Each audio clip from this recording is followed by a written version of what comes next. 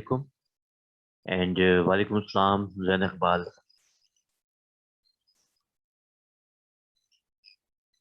तो आज हम अब डिस्कस करेंगे बिजनेस एथिक्स में चैप्टर नंबर 2 और कीप इन माइंड के बिजनेस एथिक्स में वी हैव 16 चैप्टर्स.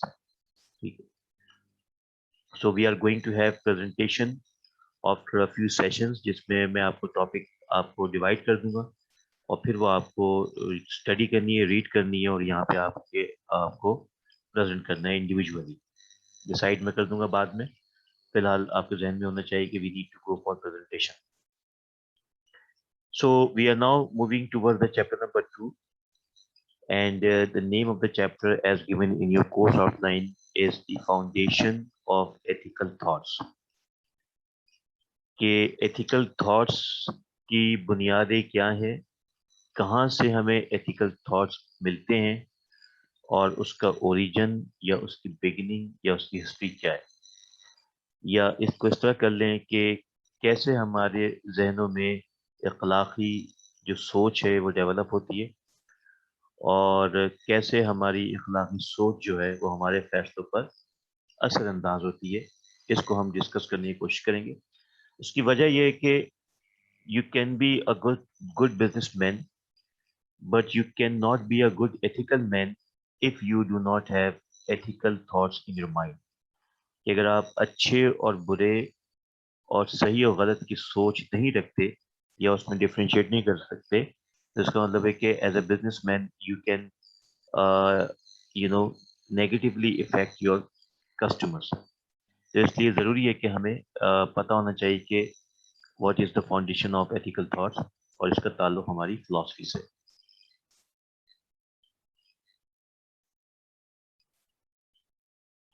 जो पहली बात हम डिस्कस यहाँ करेंगे 2.1 जो है कि the role of morals. The role of moral का मतलब क्या है और इसको हम कैसे समझ सकते हैं. तो रोल ऑफ मोरल में सबसे पहले हमारा जो बुनियादी सवाल वो ये है कि व्हाट इज मोरल. मोरल का मतलब क्या होता है. The principles that determine what is right and what is wrong behaviour. वो उसूल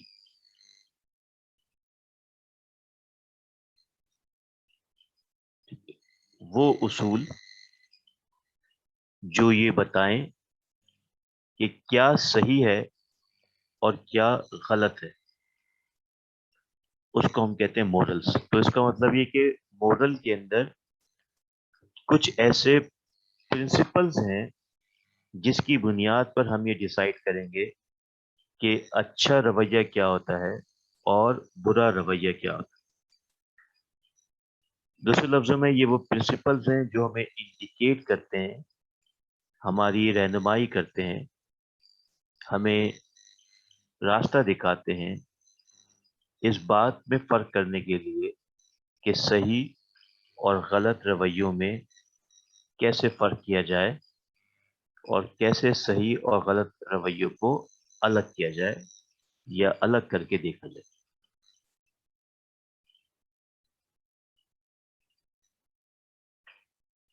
तो इस बात को आगे बढ़ाने के लिए अब हम ये देखते हैं कि ये जो मोरल्स हैं, ये जो प्रिंसिपल्स हैं जो हमें बताते हैं कि सही और गलत बिहेवियर क्या होता है, तो इन मोरल्स की कोई मोरल वैल्यूज होती है.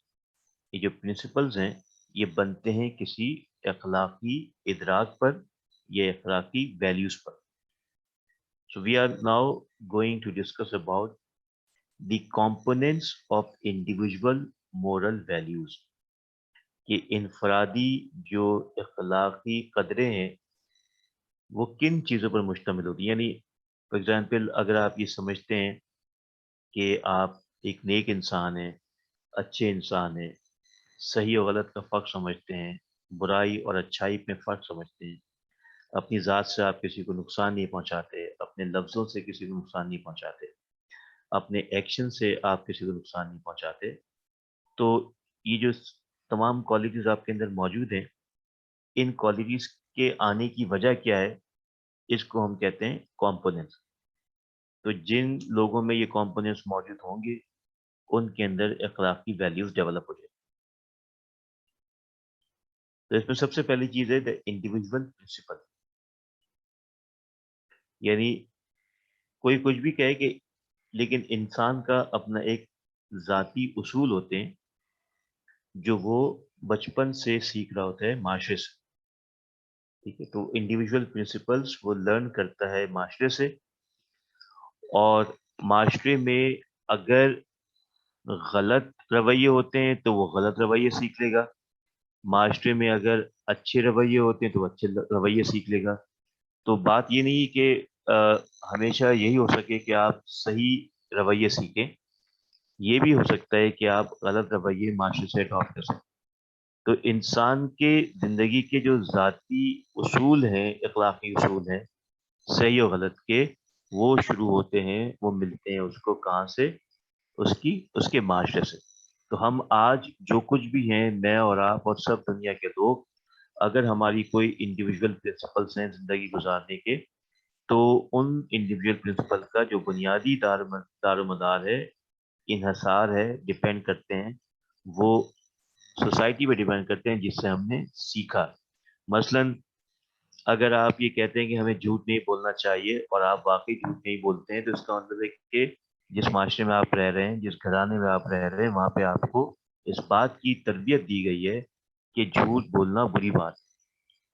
اسی طرح اگر آپ یہ سمجھتے ہیں کہ آپ کسی کی مدد کرتے ہیں اور راہ چلتے ہوئے کسی کو ہیلپ آؤٹ کر دیتے ہیں, تو یہ بھی وہ تمام پرنسپلز ہیں جو آپ نے اپنے معاشرے سے, اپنے گھر سے, اپنی سوسائٹی سے سیکھے. So first thing that comes for the moral values is your individual principle. انفرادی طور پہ اس انڈیویجول پرنسپل کے ساتھ جو دوسری چیز اٹیچ ہے وہ ہے انڈیویجول کیریکٹرز. ٹھیک ہے, انڈیویجول کیریکٹر کا مطلب ہے دا اسٹرینتھ آف کیریکٹر, کہ آپ کا کردار کتنا طاقتور ہے, آپ کتنے طاقتور کردار کے مالک ہیں, آپ کی جو ورچیو یعنی آپ کی جو نیکیاں ہیں وہ کتنی اسٹرانگ ہے, اور آپ کی جو انٹیگریٹی ہے, آپ کی جو سنسیئرٹی ہے اپنے آپ سے, وہ کتنی امپورٹنٹ ہے. تو آپ کا اپنے آپ سے سنسیئر ہونا, آپ کی جو اپنی پرسنل انٹیگریٹی, آپ کے اپنے آپ سے سنسیئر ہونا بڑا امپورٹنٹ ہے. یہ پڑھ لینا, یہ کہہ دینا کہ ہمیں سچ بولنا چاہیے اور پھر سچ نہ بولیں, اس کا مطلب ہے کہ you are not sincere to yourself. یہ کہہ دینا کہ ہمیں زندگی کیسے گزارنی چاہیے, کیسے بیلنس زندگی گزارنی چاہیے, اور پھر زندگی ایسے نہ گزاری جائے, تو اس کا مطلب ہے کہ you are not sincere to what you say to yourself, کہ جو آپ اپنے آپ سے کہہ رہے ہیں اس سے آپ مکمل طور پہ سنسیئر نہیں ہے. ٹھیک ہے, تو لہٰذا انسان کی جو اپنا کردار ہے وہ اسٹرانگ ہونا چاہیے. ٹھیک ہے, تو اگر انسان کی دولت چلی جائے تو واپس آ سکتی ہے, اگر انسان بیمار ہو جائے تو پھر بھی صحیح ہو سکتا ہے, لیکن اگر انسان کا کریکٹر لوز ہو جائے, اگر اس کا کریکٹر کردار خراب ہو جائے, ایک دفعہ آپ کو دفعہ لگ جائے جھوٹے کا, برائی کا, تو پھر آپ لاکھ کوشش کر لیں, آپ کے اوپر سے وہ دفعہ ہٹ نہیں سکتے. تو اس لیے individual character is important in your moral values. Then the third thing is the consequences of particular action focuses on end as well as mean.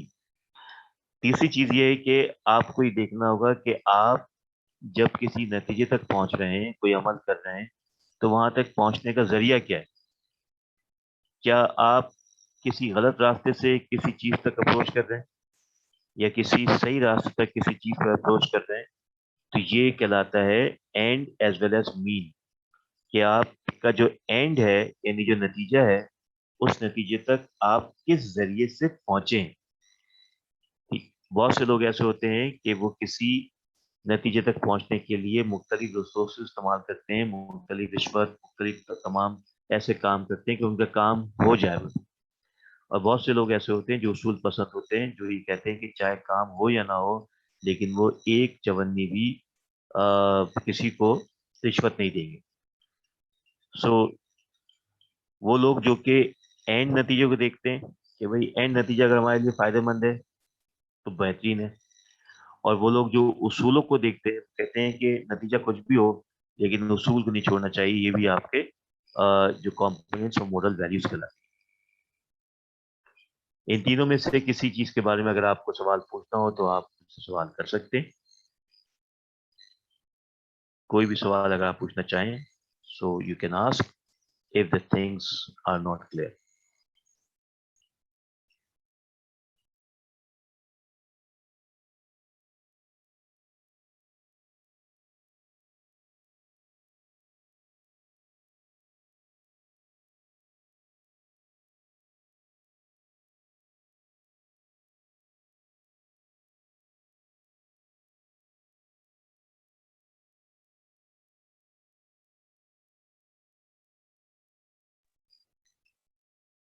चलें जी, कोई क्वेश्चन नहीं है तो अब चलते हैं आगे। 2.2 हमारे पास, the foundation of ethical theory. ठीक है, और इसमें हम देखेंगे टाइप्स ऑफ एथिकल एग्जामिनेशन, कि कैसे हम ये एग्जामिन करेंगे कि आया किसी का अमल जो है वो इखलाकी तौर पे दुरुस्त है या इखलाकी तौर पे गलत है। ठीक है, तो कैसे हम इस बात को एग्जामिन करेंगे, कैसे हम इस बात को जानेंगे कि हमारे जो एथिकल बिहेवियर है वो सही है या गलत है। तो इसके लिए हमें इन तीन चीज़ों पर फोकस करना पड़ेगा, यानी ये जानना कि किसी इंडिविजुअल का बिहेवियर एथिकल है और अनएथिकल है। We need to focus and know it through the tools of descriptive ethics, analytical ethics और नॉर्मेटिव एथिक्स। ये तीन जरिए हैं जिसके जरिए हम ये टेस्ट कर सकते हैं कि आया किसी का रवैया या किसी का बिहेवियर एथिकली सही है या एथिकली गलत है। ठीक है जी, तो सबसे पहले हम बात करेंगे डिस्क्रिप्टिव एथिक्स की और देखते हैं कि डिस्क्रिप्टिव एथिक्स क्या होता है। डिस्क्रिप्टिव एथिक्स को हम कहते हैं this is an ethics based on facts and data. ठीक है, यानी जब भी किसी को ये साबित करना हो कि वो अखलाकी तौर पे एक अच्छा इंसान है या बुरा इंसान है, तो इसके लिए हमें उसको जज करने के लिए हमें ये देखना पड़ता है और सहारा लेना पड़ता है फैक्ट्स एंड डाटा का। हमें ये देखना पड़ता है कि अगर वो ये कह रहा है कि वो एक इंसान है, तो हमें ये फैक्ट इकट्ठा करने पड़ेंगे अपनी सराउंडिंग से कि कितने ऐसे लोग हैं जो उसके नेक होने का सबूत पेश करते हैं। अगर हमें नंबर ऑफ पीपल मिल जाते हैं और कहते हैं कि भाई ये वो शख्स है जिसने कभी नहीं वादा खिलाफी नहीं की, इसने कभी अपने प्रॉमिस को नहीं तोड़ा, इसने कभी झूठ नहीं बोला, इसने कभी किसी का माल नहीं खाया, इसने किसी का नुकसान नहीं पहुंचाया, तो नंबर ऑफ इंस्टांस जब हमें मिल जाते हैं तो हम ये कह सकते हैं कि व्हाट ही इज सेइंग कि he is a good moral character person, हम उसकी बात को एक्सेप्ट करते हैं। So this is an ethics based on fact and data about ethical action of a person और इन ऑर्गेनाइजेशन। कोई ऑर्गेनाइजेशन नहीं कहे कि भाई हम बेहतरीन चीज़ें जो हैं वो मार्केट में फराहम करते हैं और हमारी चीज़ें मिलावट से पाक होती हैं, तो हमें फैक्ट्स और डाटा का सहारा लेना पड़ेगा। देखना पड़ेगा कि उनकी चीज़ें जो वो कितनी ज़्यादा जो वो कह रहे हैं वो बात सही है गलत है। ठीक है, it is use to understand the course of event causing ethical issue. Descriptive ethics जो है वो हमें हेल्प और करती है इस बात को जानने में कि वो कौन से कॉजेज हैं जिसकी वजह से एथिकल इशू पैदा होते हैं। It is use to understand the course of event causing ethical issues, यानी एथिकल इश्यूज क्यों पैदा होते हैं, वो क्या वजह है जिसकी वजह से हम एथिकल इशू में फंस जाते हैं। तो डिस्क्रिप्टिव एथिक्स हमें हेल्प आउट करती है इस बात को समझने के लिए। Right, so is this clear descriptive ethics to you और any question about it? Then we have analytical ethics, जिसको हम मेटा एथिक्स भी कहते हैं। एनालिटिकल एथिक्स या meta ethics through use of reason and course of action is examined. Analytical ethics ये है कि जिसमें आप रीजन के जरिए ये एग्जामिन करते हैं कि जो अमल हुआ है, जो एक्शन रुनुमा हुआ है, वो आया सही है गलत है। तो where you use the reason and when you ask question how and why and when you investigate it through all these questions, then you come to know about it. ठीक है, एनालिटिकल का मतलब ये होता है कि जहाँ पे आप एनालाइज करें और ये देखें कि जो बात जो एक्शन रुनुमा हुआ है वो सही है या गलत है।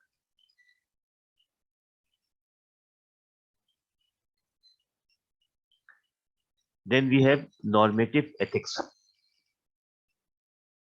देखते हैं कि normative ethics क्या होता है. It prescribes the course of action that attempt to ensure.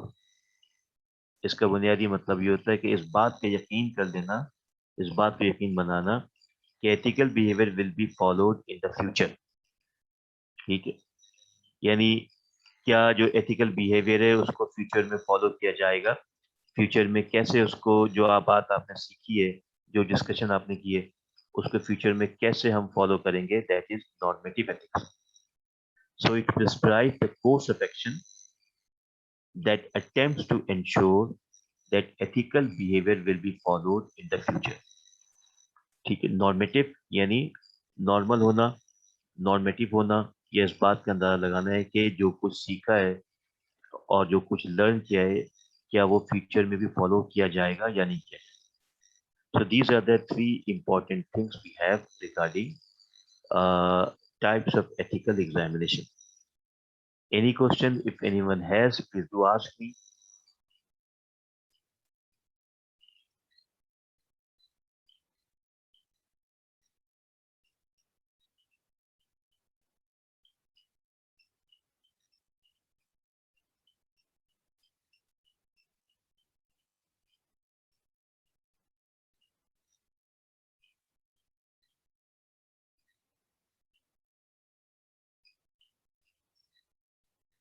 No question to anyone. ठीक है जी.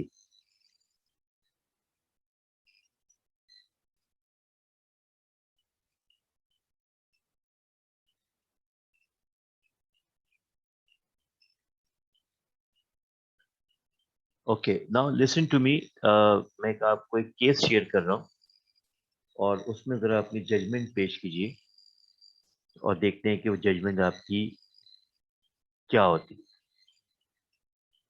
एथिकल केस एक ये है कि एक पेशेंट है जो वेंटिलेटर पर है और वेंटिलेटर पे जाने के बाद डॉक्टर जो पेशेंट के जो अटेंडेंट हैं उनसे ये कहते हैं, it has been 3 days, what do you think, should we keep that person on ventilator or machine, or should we remove the machine? The person is alive, the person is 5% alive and his breathing is very much slow and heart is working as well, but he is already on ventilator for 3 days. So what do you think, should we allow the doctor to remove the machine from the patient, or should we allow doctor to continue the person on the machine attachment because he has a little breath and heartbeat as well? What would be your decision in that case? Would you allow doctor or would you not allow? Number one, if you allow, so why will you allow? And if you do not allow, so why you will not allow? Please give me your answers in writing in chat. And if you want to speak, you would raise your hand so we can discuss. से connected रखे क्योंकि उसके पास 5% chance है कि वो जिंदा रह सकता है और डॉक्टर कोई खुदा नहीं है जो मतलब 100% मतलब शो करा सकता है कि जो मैंने कहा है वही होगा. इसकी वजह से जो है उसको मशीन से कनेक्टेड रखना चाहिए और उनके फैमिली मेम्बर्स को इन्फॉर्म करना चाहिए कि हम अपनी साइड से पूरी कोशिश कर रहे हैं, बाकी मतलब अल्लाह ताला की मर्जी है. तो उसमें पॉसिबल चांसेस हैं कि कुछ लोग रिकवर हो जाते हैं और फिर कुछ लोगों की डेथ हो जाती है. तो उसमें यह है कि हमें अपनी साइड से कोशिश करनी चाहिए, बाकी फैसला करने वाला तो हमारा रब है. फर्ज कीजिए कि फैमिली की जो फाइनेंशियल कंडीशन है वो बड़ी वीक है और रोजाना के जो चार्जेस हैं वेंटिलेटर के, वो फर्ज कीजिए 10,000 रुपए. तो 3 दिन तक तो फैमिली ने उस 10,000 रुपए को बेयर कर दिया, लेकिन उसके बाद उनके लिए ये प्रॉब्लम हो रही है कि वो रोज आने के 10,000 रुपए कहाँ से अरेंज करें. Number one. नंबर टू, कि उस मरीज के अलावा घर के और भी मैटर्स हैं. घर में जो बच्चे हैं उनके स्कूल का काम कर रहा है, उसका एम्प्लॉय है. तो क्या ये उसके लिए पॉसिबल है कि वो पेशेंट से कम पैसे ले? क्या हॉस्पिटल मैनेजमेंट ये अलाउ कर देगी कि इस पेशेंट से कम पैसे लिए जाएं? और कम पैसे भी लिए जाएं तो कितने कम हो सकते हैं? 50% हो जाएगा. Even the burden of money would be on them. Compensate कर लिए, माफ तो नहीं हो सकते possibility. Then what happen?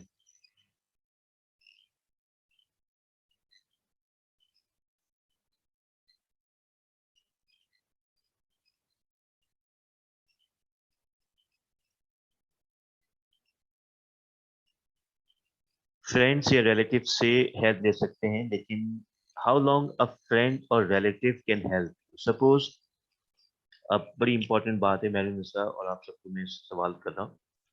For example, you are going through a normal situation in which you have some normal financial crisis. ठीक है, आपकी जॉब चली गई है, और आपकी जॉब नहीं है, तो जो भी आपने सेविंग की थी, फर्ज कीजिए, तो पैसे खत्म हो गए. अब आप अपने एक दोस्त के पास जाते हैं, वो कहते हैं कि भाई मेरा जो घर के खर्चे हैं वो मेरे नहीं हो पा रहे हैं, तो could you give me 50,000 rupees, जैसे ही मिलेंगे तो मैं दे दूंगा. आपका दोस्त आपको 50,000 रुपये दे देता है, और आपका उस महीने का खर्चा चल जाता है. लेकिन आपकी जॉब नहीं होती, और अगले महीने दोबारा फिर आपके रिसोर्सेज, आपकी चीजें जरूरत पड़ती है. Again you go to your friends. Will your friend give you 10 50,000 again? Okay, दे दिया. तीसरे महीने आपकी जॉब नहीं हुई. You again go to your friend. Would he give you 50,000 again? How long? That's the question.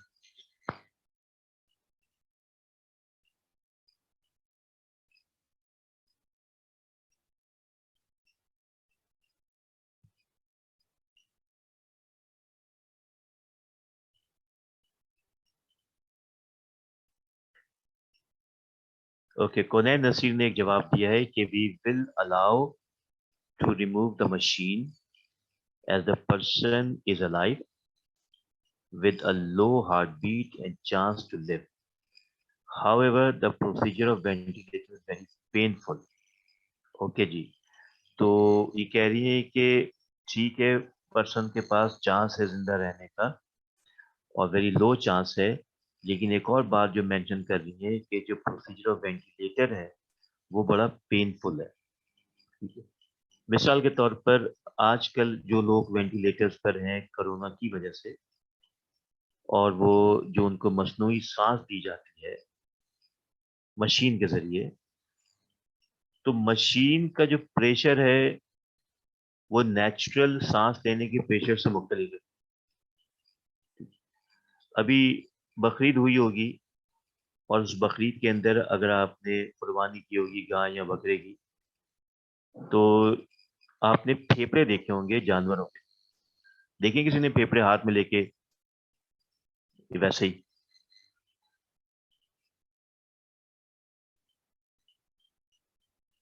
Lungs जो होते हैं, देखे हैं अभी आपने जानवरों के? तो वो जो लंग्स होते हैं वो कितने फ्लफी होते हैं, वो कितने मुलायम होते हैं. आप इमेजिन करें कि इसी तरह का जो लंग्स है वो इंसान के भी होते हैं, डेफिनेटली शक्ल थोड़ी डिफरेंट होती है. अब उस फ्लफी लंग्स में जब मशीन से ऑक्सीजन का अमल होगा, तो वो जो लंग्स की जो कैपेसिटी है, लंग्स की जो जो स्ट्रेंथ है, वो उस प्रेशर को अक्सर बर्दाश्त नहीं कर सकती. तो यही वजह है कि जो लोग ऑक्सीजन लेवल पर और मशीन से अटैच होते हैं, तो उनके बहुत से ऑर्गन जो है वो मशीन ही इफेक्ट करते हैं. ठीक है, तो फिर प्रॉब्लम यही है कि फिर क्या किया जाए इस वजह. अब क्या करें? Let people die, because life and death is in the hand of God. और let people be in a painful condition just because doctor says कि there is a chance. So उस शख्स को पेनफुल कंडीशन में रखा जाए, और जब वो सेहतियाब हो जाए, तो उसके बाद उसके मुख्तलिफ ऑर्गन जो हैं वो डिसफंक्शनल हो जाए, आहिस्ता आहिस्ता खराब होना शुरू हो जाए, क्योंकि पहले ही इफेक्ट हो चुके होते हैं. So then what will be do?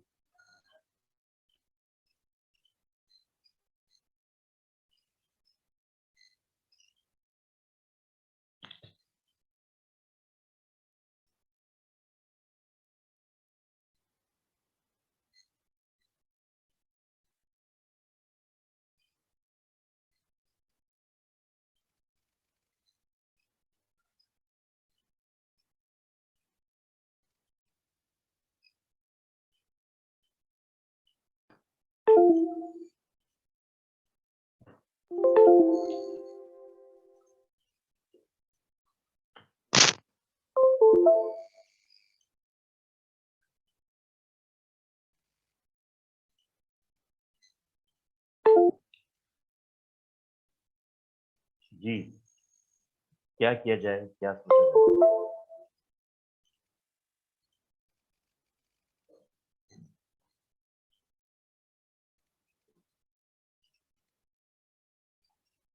What could be the substitute solution?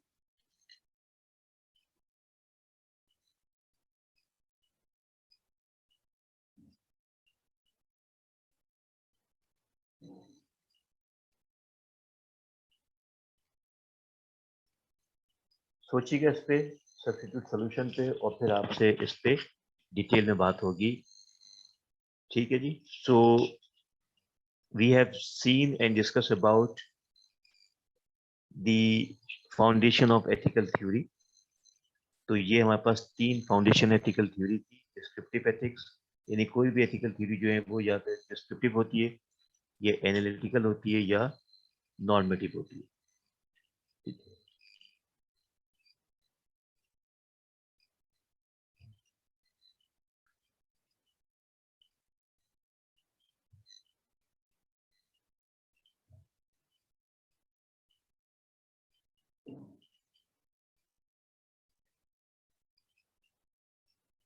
Now we are talking about the 3 teleological framework.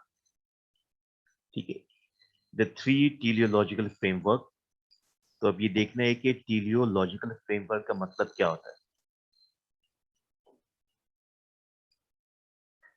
teleological framework का मतलब है explaining of individual conduct from philosophical perspective।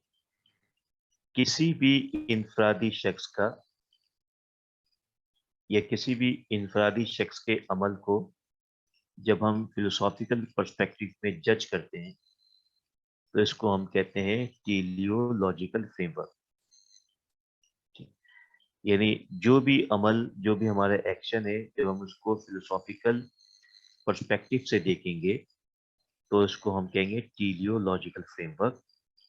और टेलियोलॉजिकल फ्रेमवर्क फोकस करता है consequence पर।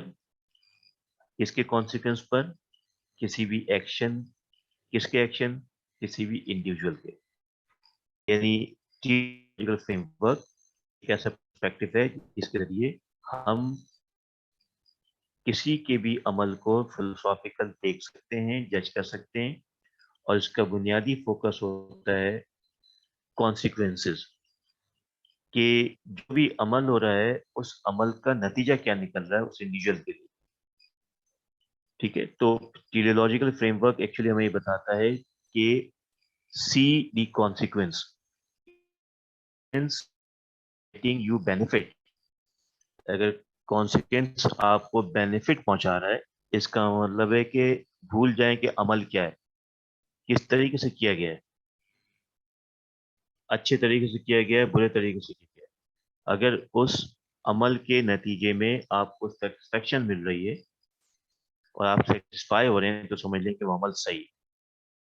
यानी इसको इस तरह समझ लें कि अगर आपको बगैर काम किए रिश्वत हासिल करके आपकी ज़रूरियात पूरी हो रही हैं तो इस पर मत सोचें कि रिश्वत अच्छी या बुरी है। इस पर फोकस करें कि उस रिश्वत से आपकी बुनियादी ज़रूरियात पूरी हो रही हैं, आपको सेटिस्फेक्शन मिल रही है, आपको पैसे मिल रहे हैं, आपके काम नहीं रुक रहे, तो इसका मतलब है कि वो अमल सही। So focus on the consequences of the action of an individual. ठीक है, so they focus on the consequence. 3 teleological framework हमारे पास मौजूद है। एक को हम कहते हैं एथिकल इगोइज्म फ्रेमवर्क, एक को हम कहते हैं यूटिलिटेरियनिज्म फ्रेमवर्क, और एक को हम कहते हैं सिडविक ड्यूलिज्म। ठीक है, तो आइए इसको हम देखने की कोशिश करते हैं कि ये 3 टेलियोलॉजिकल फ्रेमवर्क क्या होता है। ये आपको याद पता होना चाहिए कि लफ्ज टेलियोलॉजिकल जैसे ही आपके जहन में आए तो आप ये समझ लीजिए कि they decide from the consequence, नतीजे को देखकर ये डिसाइड करते हैं कि कोई अमल अच्छा है या बुरा। अगर नतीजा किसी इंडिविजुअल के फेवर में है तो इसका मतलब है कि वो अमल अच्छा है। अगर नतीजा किसी इंडिविजुअल के फेवर में नहीं है तो समझ लें कि वो अमल खराब है। अब इसका मतलब ये कि नतीजा कुछ भी हो, उससे बेनिफिट हासिल होना चाहिए। ये भूल जाना चाहिए कि किस अमल के जरिए वो नतीजा हासिल किया गया, किस अमल के जरिए वहां तक पहुंचा गया, ये इंपॉर्टेंट है। चोरी के जरिए, सच बोलने के जरिए, झूठ बोलने के जरिए, कोई भी जरिया हो, अगर उससे आपको बेनिफिट मिल रहा है तो वो आपके लिए अच्छा अमल है। सो इसको हम फर्दर डिवाइड करते हैं 3 टेलियोलॉजिकल फ्रेमवर्क के अंदर। यानी हम ये कह सकते हैं कि हमारे पास 3 किस्म के टेलियोलॉजिकल फ्रेमवर्क। एक को हम नाम देते हैं एथिकल इगोइज्म का, एक को हम नाम देते हैं यूटिलिटेरियनिज्म का, और एक को हम कहते हैं सेडविक्स ड्यूलिज्म का। हमारा जो मेन फोकस है वो दो है, एथिकल इगोइज्म और यूटिलिटेरियनिज्म। एथिकल इगोइज्म हमें बताता है कि an action is morally right if it benefit to oneself, कि कोई भी अमल, अगर ये जानना हो, ये पूछना हो कि भाई एक अखलाकी अमल क्या होता है, तो एथिकल इगोइस्ट ये जवाब देंगे कि एक अखलाकी अमल, हम उस अमल को कहते हैं जिससे आपको या इंडिविजुअल को ज़ाती फायदा हो। एथिकल इगोइज्म, फॉर एग्जाम्पल, अगर मैं ये समझता हूं कि मुझे कोई काम करके ज़ाती फायदा हो रहा है और किसी को नुकसान हो रहा है, तो मैं किसी के नुकसान के बारे में नहीं सोचूंगा, बल्कि मैं ये देखूंगा कि इससे मुझे क्या फायदा हो रहा है। तो इसको हम कहते हैं एथिकल इगोइज्म।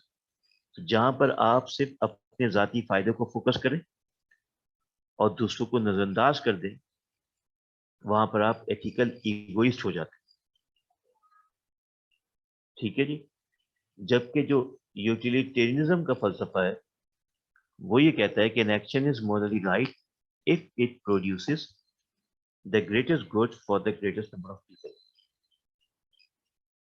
यूटिलिटेरियनिज्म हमें क्या बता रहा है कि an action is morally right if it produces the greatest good for the greatest number of people. किसी भी एक्शन के अखलाकी होने का दारोमदार इस बात पर है कि अगर उस एक्शन से ज्यादा गुड या अच्छाई पैदा हो रही है और उस अच्छाई के नतीजे में ज्यादातर लोगों को फायदा हो रहा है, तो इसका मतलब है कि वो एक्शन अच्छा है। यानी अगर फर्ज कीजिए कि अगर 100 लोग हैं और 100 लोगों में से 60 लोगों को आपके अमल से फायदा हो रहा है, तो आपका अमल क्या कहलाएगा? It will be known as a good action. लेकिन अगर 100 लोग हैं और 100 लोगों में से 40 लोगों को आपके एक्शन से फायदा हो रहा है, so it will not be decided as a good action. क्योंकि हमने क्या किया है कि the greatest good for the greatest number of people, जितना ज्यादा से ज्यादा लोगों को फायदा पहुंचा सके उतनी ज्यादा वो अमल अच्छा अमल कहलाएगा।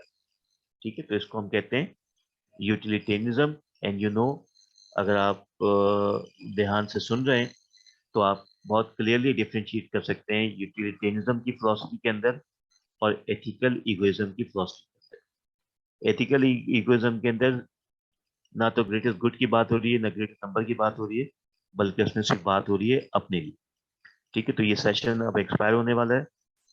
अटेंडेंस आप लेके मुझे भेज दीजिए और फिर हम दोबारा ज्वाइन करते हैं फर्दर से। Thank you.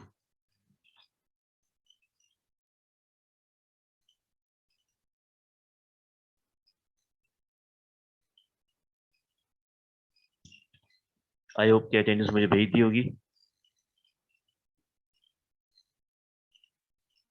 पता है या नहीं हो?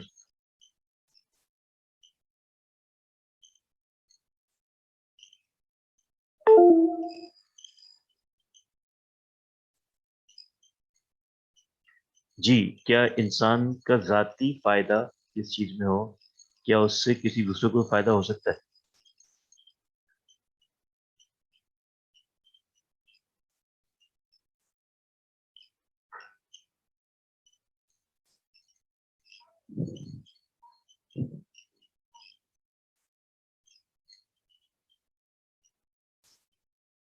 हम ना कह रही है नहीं हो सकता और कौनैन कह रही है हो भी सकता है नहीं भी हो सकता। तो हो भी सकता है और नहीं भी हो सकता भी जवाब दे दीजिए, और नहीं हो सकता ये बता दें। शीजा कह रही है बेस्ड ऑन सिचुएशन, ये भी आप बता दिए सिचुएशन क्या हो सकती है।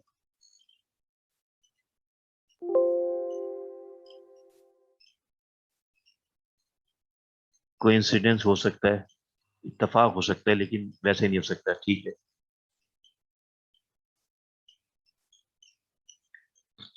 इसका एक जवाब यह है कि फर्ज कीजिए कि आप एक कारोबार शुरू करते हैं।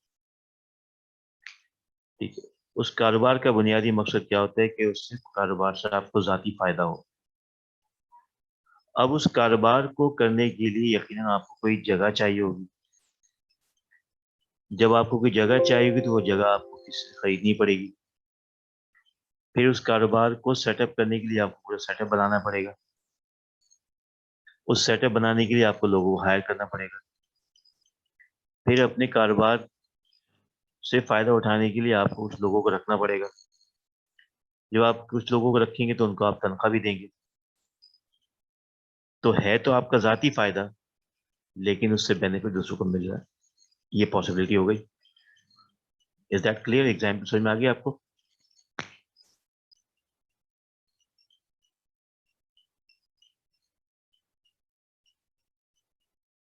ठीक है, so this is a very simple example कि जिससे हम ज़ाती फायदे को इस्तेमाल करते हुए इनडायरेक्टली दूसरे लोगों को फायदा पहुंचाते हैं। ठीक है, थ्योरेटिक ने इस बात को आसान कर दिया। आमतौर पे उससे पहले लोग सोचते थे कि ज़ाती फायदे का मतलब ये कि ज़ाती फायदा और किसी को फायदा उठा ना पहुंचाना। The fourth framework we have, deontological framework. It focuses on the duty or obligation and without seeing any consequences. Deontological framework कहता है कि अगर किसी की मदद करनी हो तो ये मत देखो कि उसका एंड रिजल्ट क्या होगा, नतीजा क्या होगा। मदद करनी है तो करनी है। मसलन अगर कोई बच्चा अगर किसी बिल्डिंग पर किसी फ्लोर पर फंस गया है और उस फ्लोर पर आग लग गई है और तमाम लोग नीचे से ये आवाज दे रहे हैं कि उस बच्चे को बचाओ, तो अब जो लोग ये कह रहे हैं कि उस बच्चे को बचाया जाए, तो वो उसकी मदद इसलिए करने नहीं जा रहे क्योंकि वो एक कॉन्सिक्वेंस देख रहे हैं कि अगर वो बच्चे को बचाने जाएंगे तो वो खुद भी मर जाएंगे, जल जाएंगे। ठीक है, तो जिन्होंने कॉन्सिक्वेंस देखा वो नीचे खड़े होकर चिल्लाते रहे, और उन्हीं में से अगर किसी ने कॉन्सिक्वेंस को नहीं देखा और उसने अपनी जान की परवाह किए बगैर उस बिल्डिंग में चला गया, और ये नतीजा जाने बजाय बजाय बगैर कि वो जी मरेगा या मर जिएगा, ये क्या होगा, इन तमाम चीज़ों से इग्नोर करके जब वो उस बिल्डिंग में चला जाएगा, तो इसका मतलब है कि वो किस फिलॉसफी पे काम कर रहा है? डी ऑन्टोलॉजिकल फ्रेमवर्क पे, विच फोकसेस ऑन ड्यूटी। ड्यूटी क्या है? इंसान का ये फर्ज है कि इंसान की जान बचाना, चाहे उसकी जान बचाने में खुद उसकी जान भी न चली जाए। तो इट फोकसेस ऑन ड्यूटी और obligation and without seeing any consequences. ये हमारे पास है फोर्थ फ्रेमवर्क।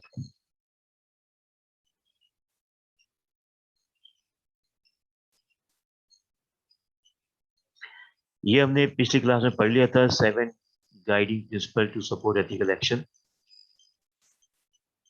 ये हमने पढ़ लिया था। और ये भी हमने पढ़ लिया था 7 डेडली सिंस। ठीक है, तो ये हमने पहले ही पढ़ लिया था एडवांस के अंदर। और अब जो हम डिस्कस कर रहे हैं वो है ट्रॉली प्रॉब्लम, जो आपके इस चैप्टर में 2.7 है। ठीक है जी, तो पहले मैं आपको दिखाता हूँ एक वीडियो, और फिर मैं आपको दिखाता हूँ एक टेक्स्ट, और फिर मैं आपसे पूछूंगा कि आप क्या समझ। So are you ready now for seeing a video of 1 or 2 minutes?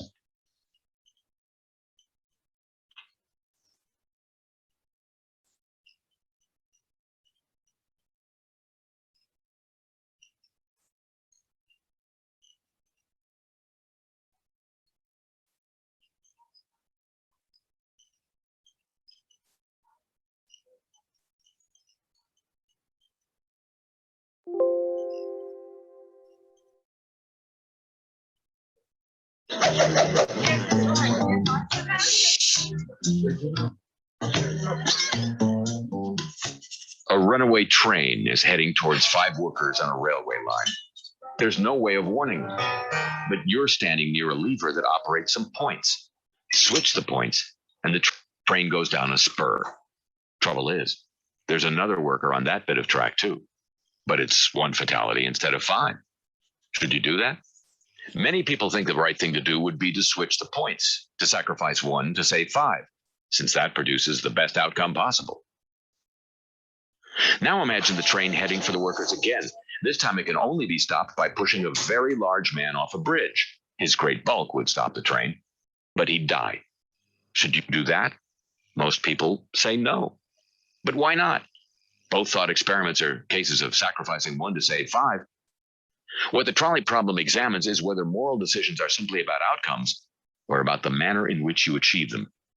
Some utilitarians argue that the 2 cases are not importantly different from each other. Both have similar consequences, and consequences are all that really matter.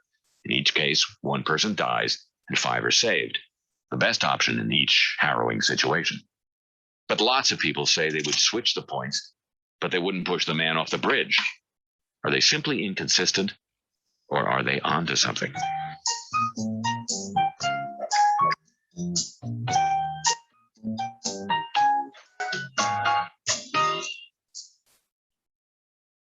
Okay, I am playing this video once again. कुछ students जो हैं वो late enter हुए हैं, so I am playing it again, and you see it, then you can find it out. Okay, what is this problem about?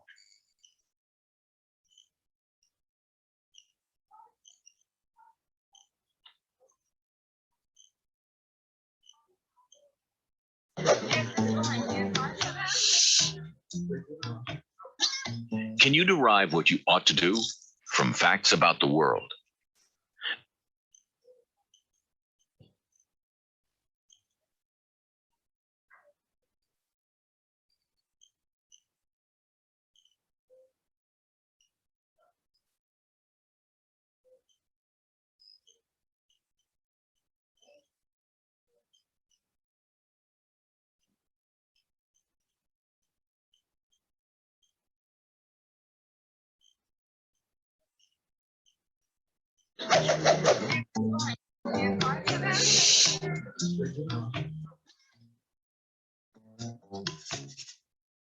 A runaway train is heading.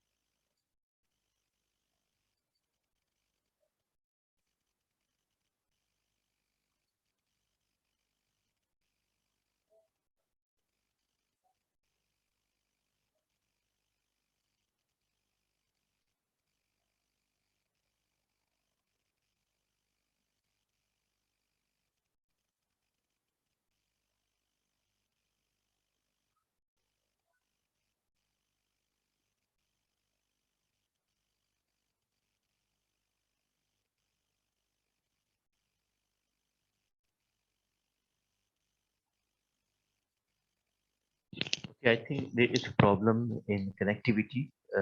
Let me आप में से कितने लोगों ने इसको इस वीडियो को देख लिया?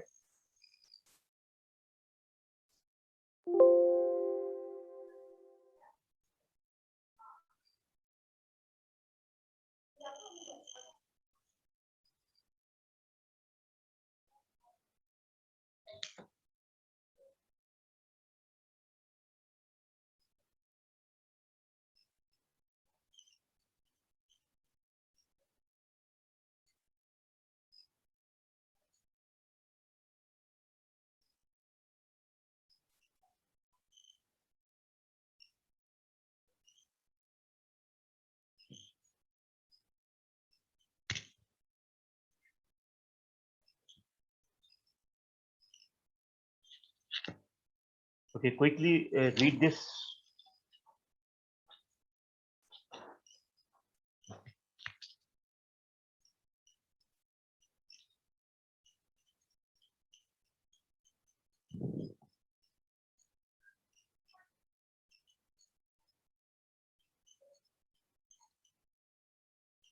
और देखिए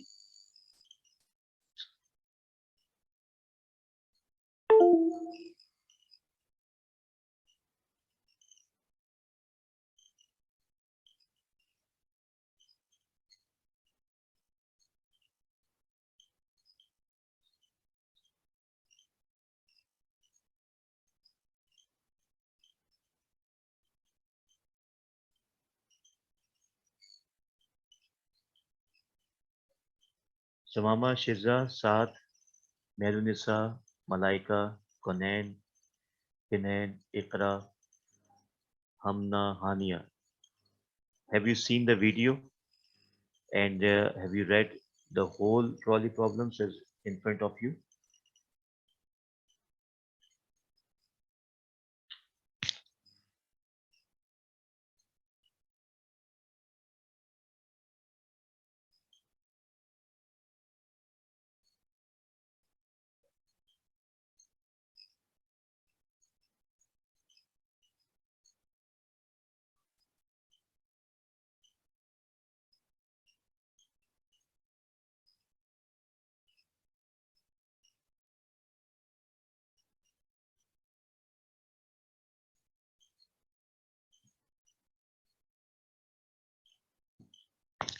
Gee, so what is the trolley problem as we have seen over here?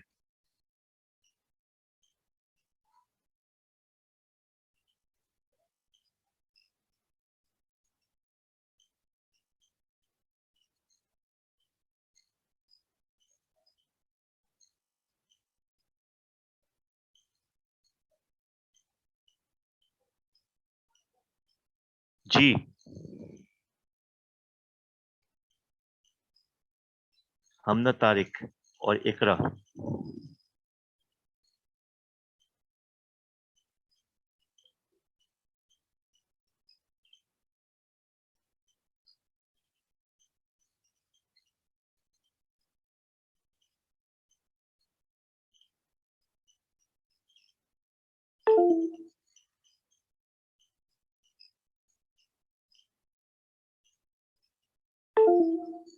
Ethical dilemma. Good.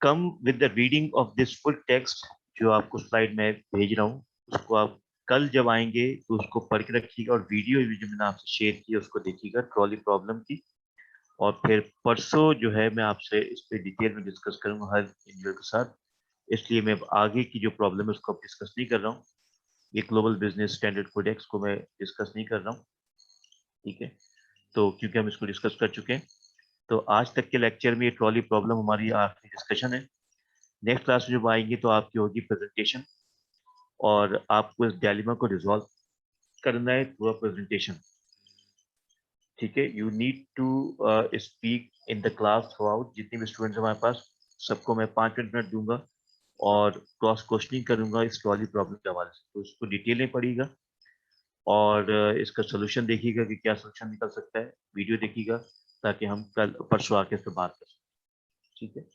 और ये हम डिस्कस कर चुके हैं ग्लोबल बिजनेस स्टैंडर्ड कोडेक्स इस पर हम बात नहीं करेंगे